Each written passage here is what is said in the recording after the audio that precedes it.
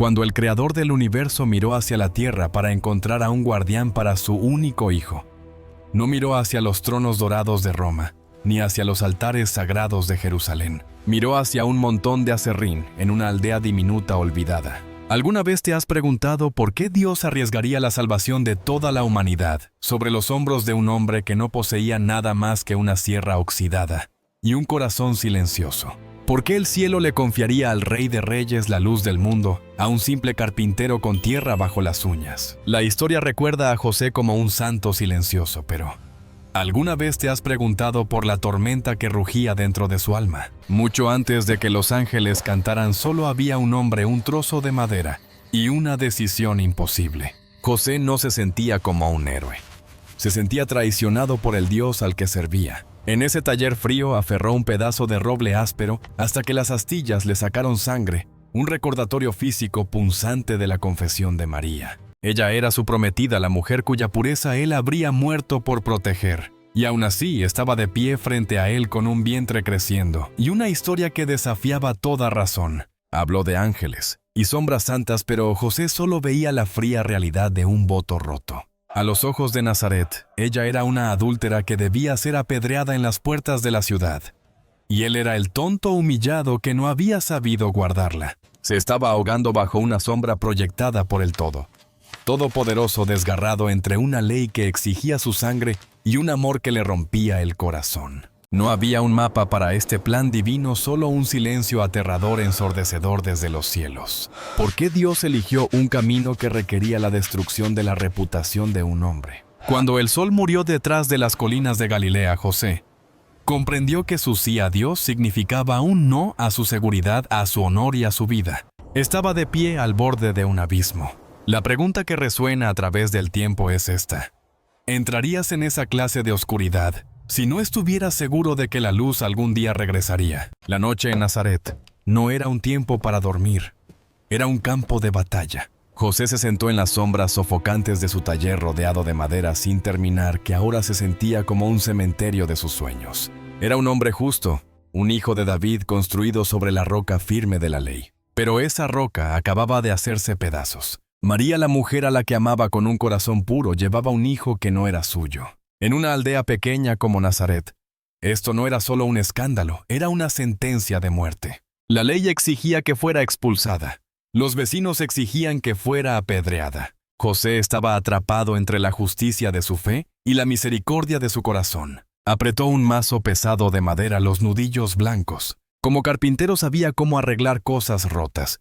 Pero ¿cómo arreglas una vida rota? Decidió un sacrificio silencioso. La repudiaría en secreto, cargando la mancha de la vergüenza sobre sus propios hombros y desapareciendo en la noche para que ella pudiera vivir. Era un voto de amor agonizante. Pero cuando por fin el agotamiento lo venció, el aire del taller cambió de pronto. Un resplandor celestial más brillante que cualquier lámpara atravesó la penumbra. Una voz como un trueno rodante hizo trizas su desesperación. José, hijo de David, no temas, toma a María por esposa. El niño que lleva dentro viene del Espíritu Santo. José se incorporó de golpe con el corazón golpeándole las costillas. El silencio de Dios se había roto con una orden de guerra. No esperó al amanecer. Se puso de pie, pero no empacó para un banquete de bodas, empacó para una misión. Tomó sus herramientas más afiladas y reforzó sus bolsas de viaje con correas gruesas de cuero. Cada golpe de su martillo era ahora un voto. Estaba cerrando la puerta de su vida tranquila como artesano y entrando al fuego como guardián. Mientras caminaba hacia la casa de María, a través de la niebla fría de la mañana, sabía que el pueblo se burlaría. Sabía que lo llamarían tonto. Pero a José no le importaba. Ya no era solo un hombre, era un escudo. Tocó a su puerta no como un novio, sino como un guerrero del Rey de Reyes. El camino a Belén nunca fue un viaje. Fue un asalto brutal contra el espíritu de un hombre. Durante días José avanzó a través de las colinas dentadas secas como hueso de Judea, con los ojos rojos por el polvo y las manos blancas de tanto apretar la cuerda del burro. A su lado María era un retrato de agonía silenciosa, con el cuerpo sacudido en cada paso doloroso mientras las primeras punzadas del parto empezaban a desgarrarla por dentro. José sentía hervir en el pecho una rabia protectora e impotente. Era un hijo de David, que regresaba a la ciudad de los reyes, y sin embargo se sentía como un fugitivo, un fantasma en sus propias tierras ancestrales.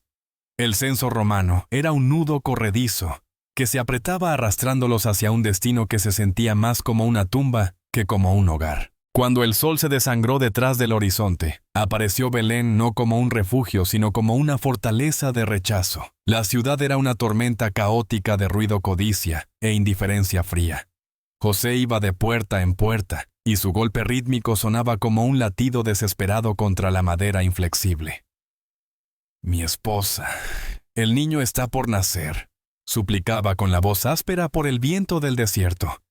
Pero en cada umbral la respuesta era una cuchilla dentada de crueldad, una puerta estrellada en la cara, una maldición murmurada o una mirada de puro desprecio. Eran sus parientes, su propia sangre, y aún así solo veían a un carpintero manchado de viaje y a una mujer cuyo embarazo susurraba escándalo. Para Belén eran un problema que había que ignorar, una mancha en la santidad de la temporada. La humillación era un peso físico aplastándole el aire de los pulmones.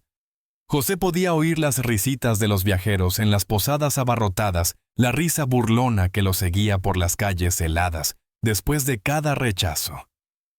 Por primera vez el carpintero se topó con una fuerza que no podía moldear con sus herramientas la dureza del corazón humano. Se quedó de pie en un callejón oscuro, viendo el rostro de María volverse cenizo bajo la luz de la luna. El Salvador del mundo estaba a minutos de su primer aliento, y el mundo que él había creado le había cerrado todas las puertas en la cara. La fe de José vaciló en el viento cortante. Esta era la promesa divina, una alcantarilla fría para un rey. Entonces, un último rechazo cargado de lástima los llevó al borde de los acantilados hacia las cuevas de piedra caliza, donde guardaban a las bestias. Era un lugar de hedor, piedra húmeda y paja podrida. Un hombre menor habría maldecido al cielo, pero José solo apretó el bastón con más fuerza y entró en la penumbra. No se quejó. Actuó. Con las manos desnudas y callosas, empezó a apartar la inmundicia, con la mente de carpintero corriendo para transformar un pesebre de piedra ahuecada en un trono. Se convirtió en el muro viviente entre la malicia del mundo y la supervivencia de su familia. En ese establo, cuando los gritos del parto se dieron al llanto agudo de un recién nacido, la vergüenza de Belén fue tragada por una paz santa y aterradora. El aire del establo había cambiado. La lucha frenética del nacimiento fue reemplazada por un silencio tan profundo que parecía que la tierra misma contenía la respiración. José se sentó cerca del pesebre con la espalda contra la piedra caliza fría, observando el ritmo del pecho del recién nacido al subir y bajar. Por un momento el mundo se sintió seguro. Las estrellas sobre Belén ardían con un brillo antinatural, y el olor del heno húmedo parecía el perfume de un palacio. Pero José, un hombre entrenado para leer la veta de la madera y las señales del clima, sintió un escalofrío helado recorrerle la espalda. La paz era una ilusión. La tormenta venía. Afuera del establo la luna empezó a cambiar. Tomó un tono profundo amoratado, un resplandor carmesí que manchaba las colinas blancas de Judea, como una advertencia de sangre derramada. José se puso de pie, y su mano fue instintivamente al pesado bastón de madera que había usado para caminar desde Nazaret. Se acercó a la boca de la cueva y miró hacia la ciudad. Belén dormía, pero a lo lejos, en dirección a Jerusalén, lo vio el parpadeo de antorchas moviéndose como una serpiente en la oscuridad. También lo oyó el tamborileo tenue y rítmico de cascos sobre la tierra seca. No era el sonido de pastores, era el sonido del hierro, era el sonido de la ira de Herodes. La comprensión golpeó a José como un puñetazo físico. El Rey de Reyes no había nacido en un mundo de aceptación, sino en un reino de espadas. La luz carmesí de la luna se reflejó en los ojos de José cuando miró de vuelta al niño indefenso sobre la paja. La promesa divina se sintió frágil, una llama titilante en un huracán de locura política. Una ola de terror lo empapó, no por su propia vida, sino por el peso de la misión que había aceptado. Era un carpintero, no un soldado. ¿Cómo podía su bastón de madera contra el acero del tirano respaldado por Roma? Las preguntas le gritaban en la mente. ¿Por qué ahora? ¿Por qué nosotros? ¿Por qué un milagro tenía que encontrarse con una masacre? Pero a medida que el sonido de los soldados se acercaba, el miedo de José se endureció en una determinación fría como diamante. Entendió que la luna carmesí no era solo una señal de peligro, era un llamado a las armas para el guardián silencioso. Se volvió hacia María, que ya lo miraba con los ojos abiertos, sabiendo. No hacían falta palabras entre ellos. La fe silenciosa, que había guiado a José a través de la vergüenza de Nazaret y el rechazo de Belén, ahora se transformó en un instinto feroz y protector. Empezó a reunir sus pocas pertenencias con una velocidad nacida de la desesperación. No solo empacaba bolsas, estaba preparando una fortaleza. Cada sombra que bailaba en las paredes de la cueva bajo la luz roja de la luna se sentía como un asesino. Los sentidos de José estaban al límite, podía oír el movimiento nervioso de los animales y los gritos lejanos de una ciudad a punto de ser destrozada por un decreto impensable. Sabía que los hombres de Herodes no se detendrían en las puertas de la ciudad. Registrarían cada sótano, cada ático y cada cueva. Miró al niño la luz del mundo y vio el objetivo que la oscuridad intentaba apagar. El peso de ser padre del que no tiene padre le cayó sobre los hombros, casi rompiéndolo. En esa noche roja como sangre, José hizo una última oración desesperada, no por un milagro que detuviera a los soldados, sino por la fuerza para hacer el escudo que necesitaban. Miró sus manos callosas y marcadas bajo la luz carmesí. Eran manos que sabían construir, proteger y resistir. No dejaría que la oscuridad ganara. Cuando el primer grito distante de una madre resonó desde el pueblo, José tomó la cuerda del burro y le susurró una sola palabra a María: «Muévete». Salieron de la cueva y entraron en el resplandor aterrador de la luna, desapareciendo entre las sombras justo cuando la primera luz de antorcha alcanzaba el establo. El camino a Egipto no era una senda, era una cicatriz sobre el rostro ardiente del desierto. José avanzaba entre las dunas movedizas como un fantasma perseguido por una pesadilla. Detrás de ellos quedaban los ecos de las madres gritando en Belén. Adelante no había nada más que un horizonte interminable ondulante de calor mortal. José no tenía ejército, ni mapa, ni agua. Solo un sueño y el deber aterrador de mantener con vida al Hijo de Dios en un mundo que lo quería muerto. El desierto era un enemigo más cruel que el acero de Herodes. El sol golpeaba el cuello de José hasta que la piel se le ampolló y se le peló. Observaba a María con los labios agrietados y sangrando por el viento seco, protegiendo al niño con su propia fuerza que se apagaba. Cada vez que el burro tropezaba, el corazón de José se detenía. Si el animal fallaba, la misión fallaba. Le dio sus propias sandalias para reforzar las pezuñas gastadas del burro, un truco desesperado de carpintero. Sus pies descalzos sangraban manchando las arenas doradas con un rastro carmesí, pero José no sentía dolor. La adrenalina del perseguido había convertido su sangre en hielo. En la tercera noche, el horror los alcanzó. El oído aguzado de José captó el golpe rítmico de caballos al galope, exploradores de élite de Herodes. Estaban lo bastante cerca como para que pudiera oler el hierro de su armadura. Actuando con la precisión fría de un maestro artesano, José condujo al burro hacia un desfiladero angosto tallado por el viento. Pasó la siguiente hora usando su capa para borrar sus huellas a la luz de la luna, desvaneciéndose como humo.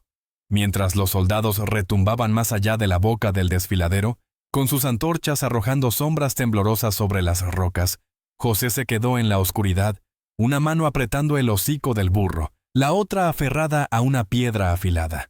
Los soldados pasaron, pero entonces el desierto mismo atacó. Estalló una tormenta de arena gigantesca, un muro de polvo y furia que se tragó el mundo.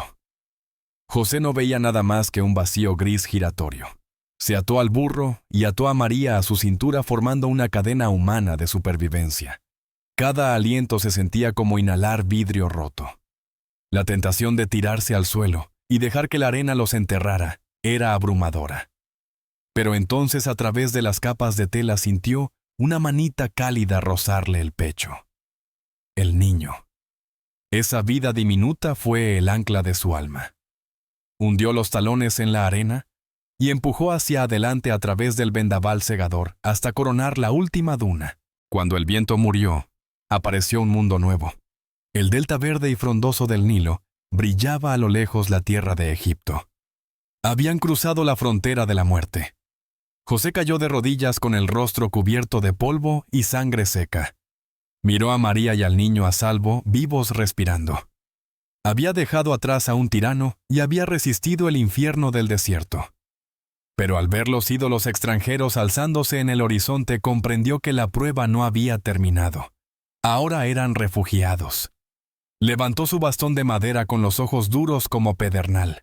El carpintero había sobrevivido al polvo y la sangre, y construiría un reino para el rey, incluso en el corazón de un imperio que no conocía su nombre. Egipto era una tierra de sombras antiguas y dioses de piedra que se alzaban como torres, un lugar donde José y su familia no eran más que fantasmas en un vasto imperio pagano. En los mercados caóticos de Memphis, el carpintero era un hombre marcado. Su lengua hebrea y su ropa gastada por el viaje lo convertían en blanco de sospecha. No tenía taller, ni amigos, ni seguridad. Para mantener al niño oculto de los espías que aún quedaban de Herodes José, tenía que desaparecer.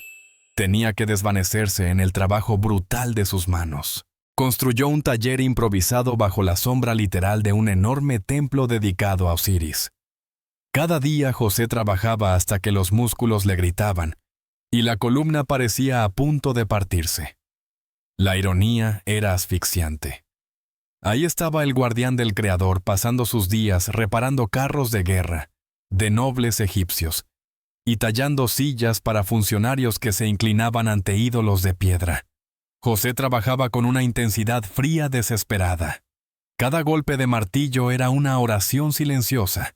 Cada tabla cepillada era un escudo para el niño que crecía en la casa de adobe cercana. Sabía que en Egipto ser útil era la única manera de ser invisible. El peligro era un compañero constante y silencioso. Rumores de cazadores de recompensas aún viajaban por las rutas comerciales con ojos que buscaban a un niño de Belén. José vivía al filo. Dominó maderas extranjeras como el ébano y el cedro, volviéndose indispensable para la élite para que nadie se atreviera a cuestionar su presencia. Se convirtió en un hombre de dos vidas, un trabajador humilde de día y un centinela insomne de noche, escuchando cada paso en los callejones estrechos. Fue en esta fragua del exilio donde el vínculo entre el carpintero y el joven Jesús se volvió irrompible. A medida que el niño crecía, se sentaba entre el aserrín, mirando las manos marcadas de José moverse con la precisión de un maestro. José le enseñó el lenguaje secreto de la madera, cómo una rama torcida y descartada podía transformarse en algo hermoso mediante paciencia y dolor. Bajo la luz temblorosa de las antorchas, José no solo construía muebles, estaba templando el corazón de un rey. Un refugiado le enseñaba al Señor de todo cómo ser siervo. El exilio no rompió a José, lo convirtió en acero. Demostró que la fe no necesita un templo para sobrevivir, solo necesita a un hombre dispuesto a trabajar en las sombras para proteger la luz. Volver a Nazaret no fue una victoria. Fue regresar a un campo de batalla de susurros.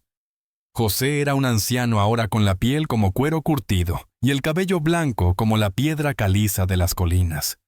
Pero al reabrir su taller, no estaba solo. A su lado estaba un joven con manos que no solo trabajaban la madera, la comprendían. El guardián se había vuelto el maestro y el rey se había vuelto el aprendiz. En aquel pequeño taller lleno de polvo, la humanidad de Dios estaba siendo martillada hasta tomar forma. El aire del taller a menudo era denso con un presagio inquietante. José no solo le enseñó a Jesús a clavar un clavo, le enseñó el peso del sacrificio. Para construir algo que dure, le susurraba José, primero algo debe romperse. Observaba a Jesús aferrar el pesado martillo de hierro, y cada golpe contra la madera retumbaba en el alma de José como un tambor fúnebre. Miró las palmas del muchacho y sintió un escalofrío frío profético. No estaba entrenando a un carpintero, estaba preparando a un salvador para una carga que un día aplastaría al mundo. El drama vivía en las miradas silenciosas. José vio el fuego divino empezar a arder en los ojos del joven. Lo vio tocar un pedazo de madera podrida y devolverle la vida. Lo vio mirar una viga tosca con una mezcla aterradora de tristeza y destino. Una tarde un enorme tronco de cedro se deslizó del banco de trabajo a punto de aplastar a José. En un instante Jesús lo atrapó. La fuerza era antinatural, un poder que pertenecía al Creador, escondido dentro de los músculos de un trabajador. José miró en sus ojos y vio la verdad: su tiempo como protector había terminado. José había completado su tarea más peligrosa. Le había dado al Salvador un corazón humano, callos de trabajador y espíritu de siervo. Le había enseñado al Señor de la vida a sangrar y a sudar bajo un sol implacable. Mientras estaban juntos en la luz que se apagaba, rodeados por el olor de las virutas frescas, José comprendió que el aprendiz estaba listo. El carpintero había construido la cuna y el hogar. Ahora el rey estaba listo para construir un reino que nunca terminaría. Las sombras del taller de Nazaret se alargaron más que nunca.